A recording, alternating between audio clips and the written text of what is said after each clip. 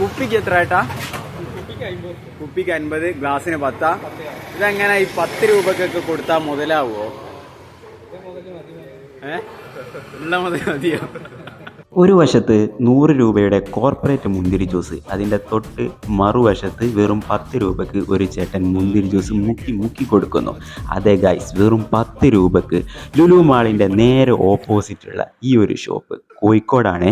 വെറും 10 രൂപക്കാണ് ഇവർ മുന്തിരി ജ്യൂസ് കൊടുക്കുന്നത്.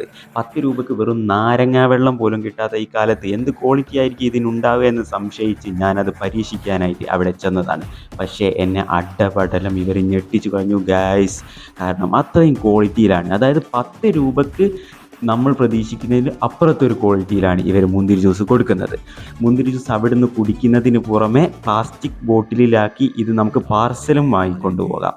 പാർസലിന് ഏകദേശം 50 രൂപയൊക്കെയാണ് ഇവർ ചാർജ് ചെയ്യുന്നത്.